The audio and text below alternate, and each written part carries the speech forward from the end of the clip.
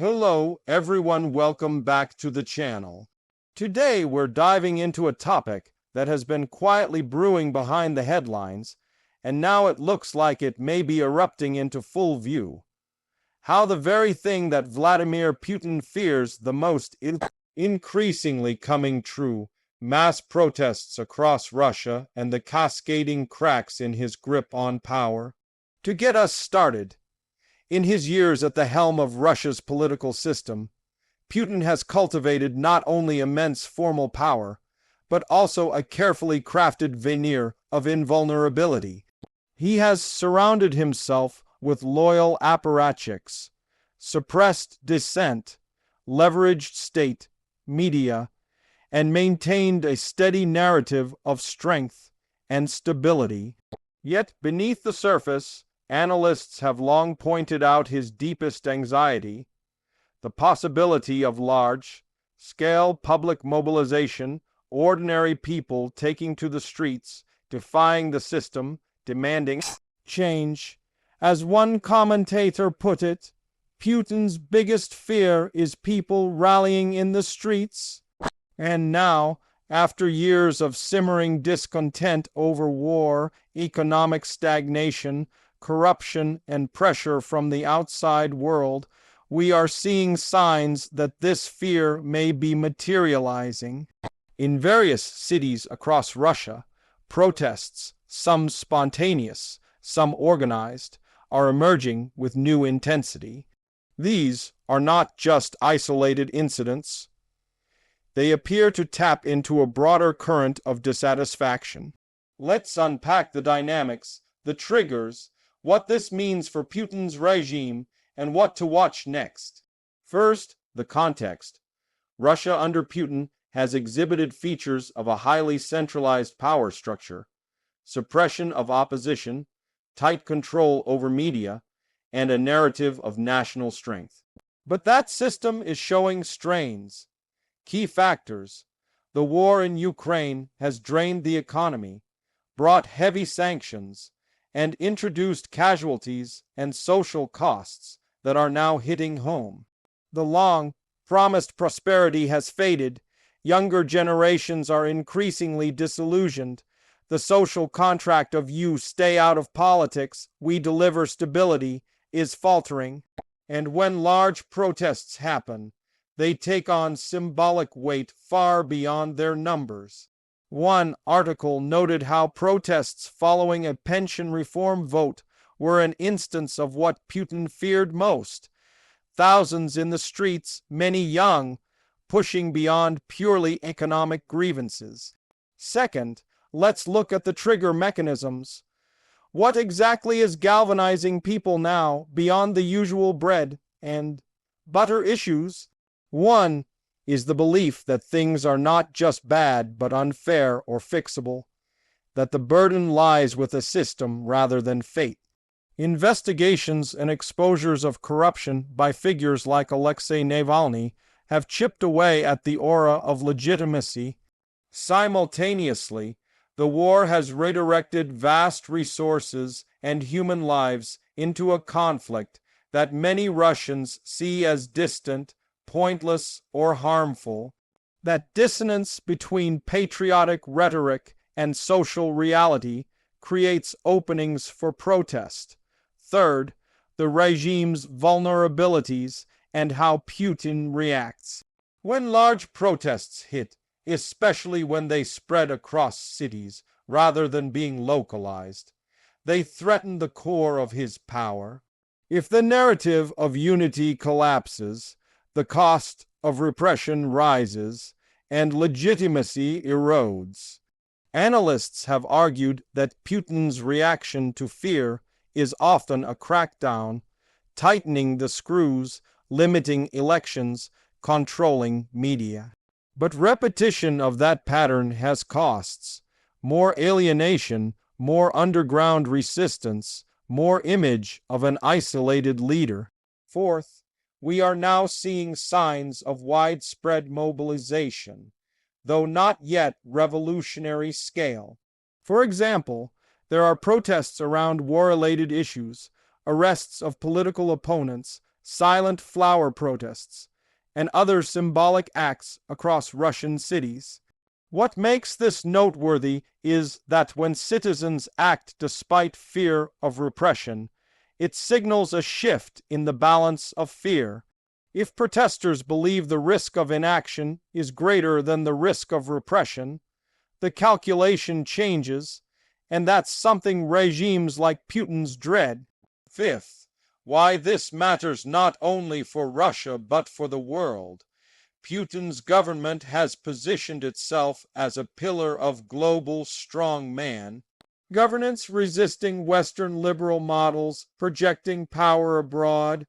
If we were to witness major internal unrest or a shift in regime dynamics, the implications are profound. Changing power calculations in Europe, Ukraine, Central Asia, reconfiguration of alliances, renewed focus on internal political resilience as a geopolitical factor. Moreover, protesters inside Russia may not just seek economic improvement. They may seek system change, accountability, and openness. That raises uncertainty for what comes next.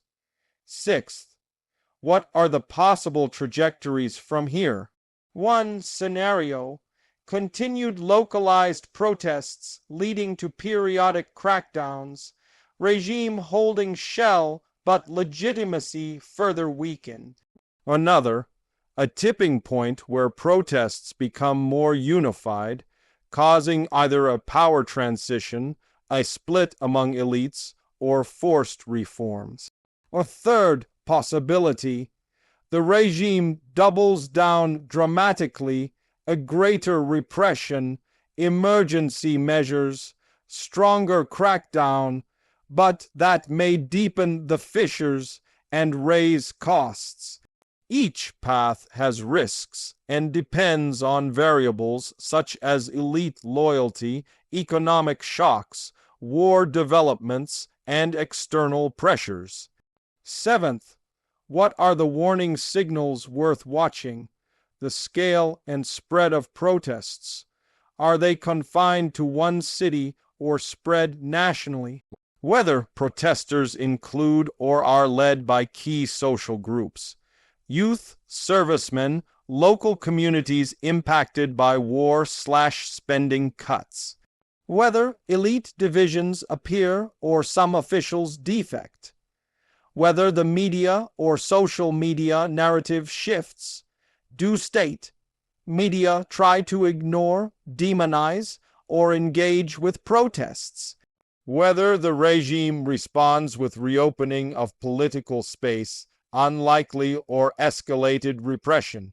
The economic triggers, sudden collapse in living standards, mass conscription, high casualties, these increase risk of mass mobilization.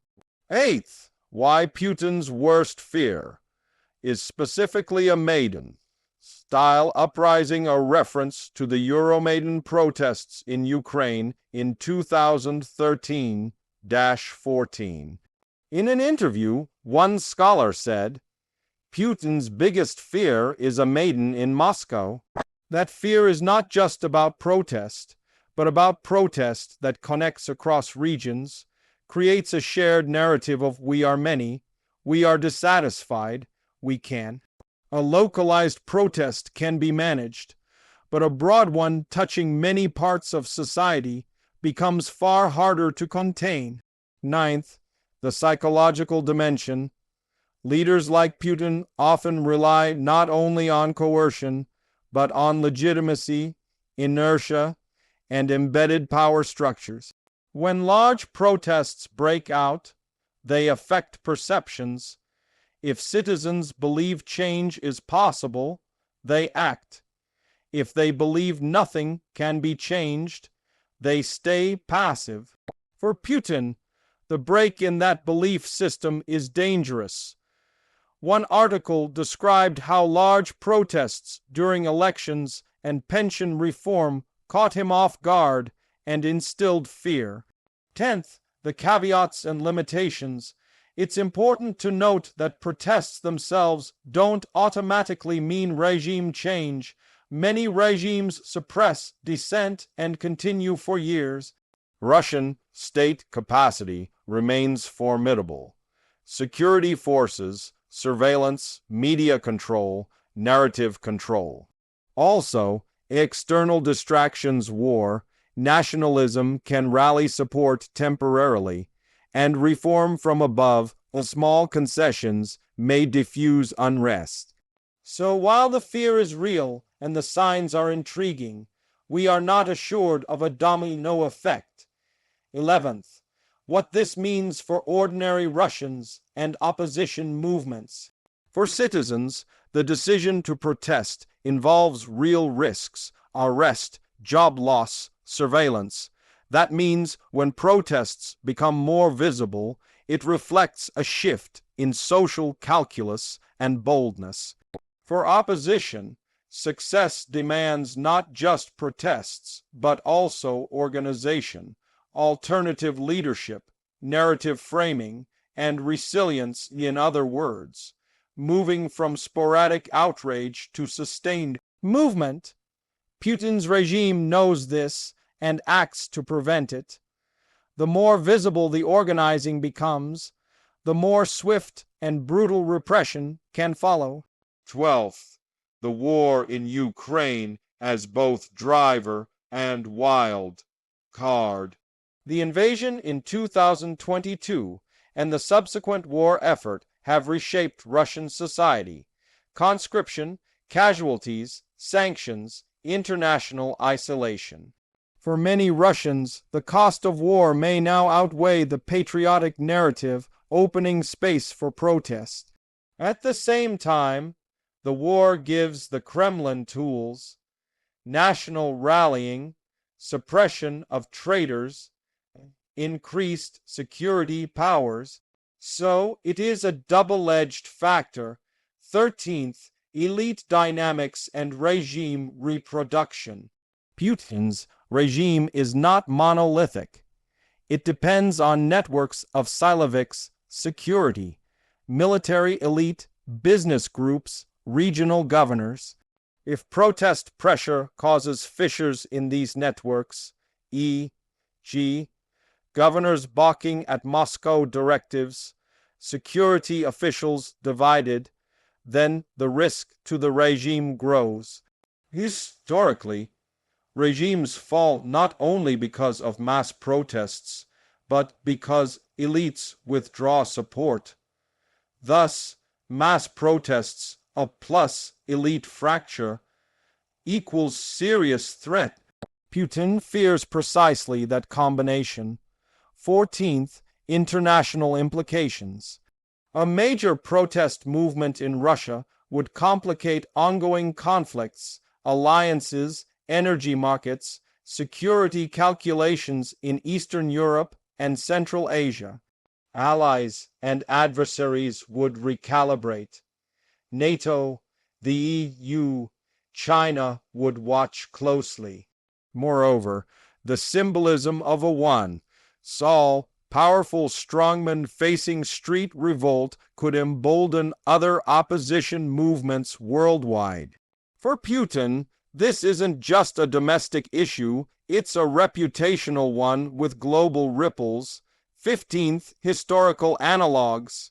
The 2011-12 Russian protests that followed disputed parliamentary elections, the Bolotnaya Square case, which saw political trials after large demonstrations, show that the template of protest plus crackdown is not new. What might differ now is the added burden of war, economic penalty, and younger generations with less tolerance for stagnation. That means this iteration could be more challenging for the regime to manage. 16th, what might Putin do in response, and what that says about his fear? We can expect several strategies: crackdown via security forces, arrests, tighter media and internet controls, propaganda narratives casting protesters as foreign, backed or traitors, limited concessions to pacify discontent, or aggressive actions abroad to rally patriotic support and distract. The key marker is whether the regime feels it is losing control of narrative and institutions. If it does, reaction becomes more extreme, which in itself is a sign of fear. 17th, a closer look at Russia's freedom of assembly regime. Officially, the Russian Constitution guarantees the right to peaceful assembly. In practice, laws passed post-2014 make unsanctioned protest increasingly costly. Fines, detention, or even prison for repeated offenses. That means the cost threshold for ordinary protest is higher. So when people decide to act despite risk, it signals deeper frustration. That's what makes these growing protests significant in the eyes of observers. 18th, narratives of legitimacy, performance, and image. Putin's regime has long relied on an image of competence, strength, and national pride. But when that cracks, when citizens believe the system is failing them, or that resources are being wasted, or that they bear the costs of leadership decisions, the image falters. The more protests expose this gap, the greater the threat. That is precisely why Putin fears the crowd. Once the crowd believes in change, legitimacy drains.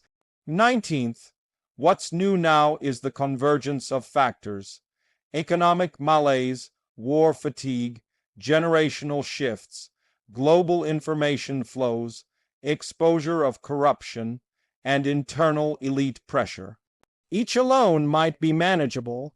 Together they create a more volatile environment. That convergence means that the worst fear scenario, not imminent revolution, but credible widespread public dissent, is more plausible than before.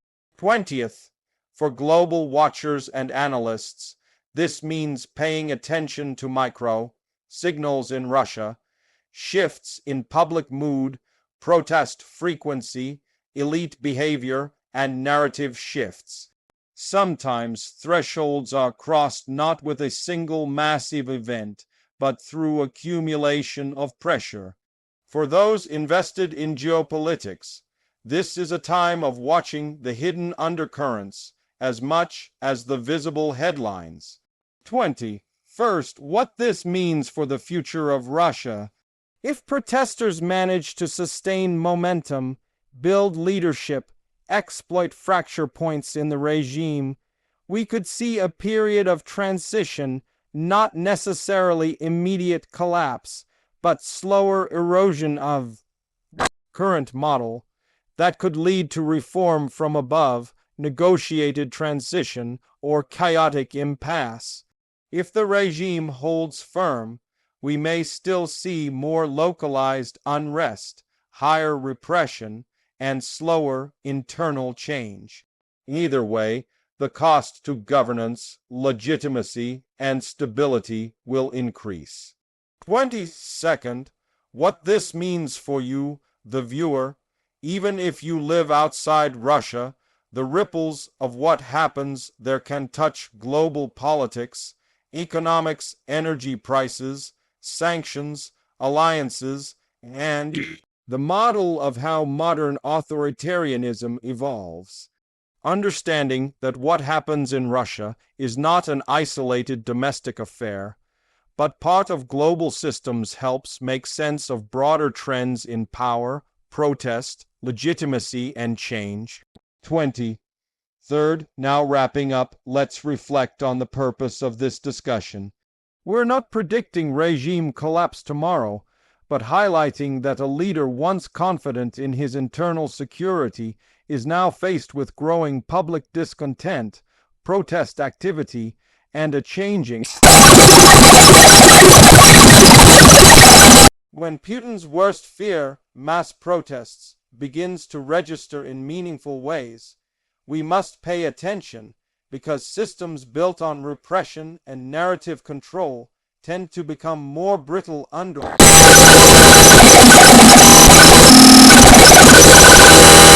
24th. In the coming months, we should watch for one of two things. Either the protests dissipate under pressure, allowing the regime to settle back into its shell, or we begin to see a meaningful shift in the dynamic, broader participation, unified leadership, elite misgivings, and a narrative of "we can change things." If the latter happens, Putin's position may become far less secure than it appears. Thank you all for watching. Stay alert, stay informed, and I'll see you in the next video.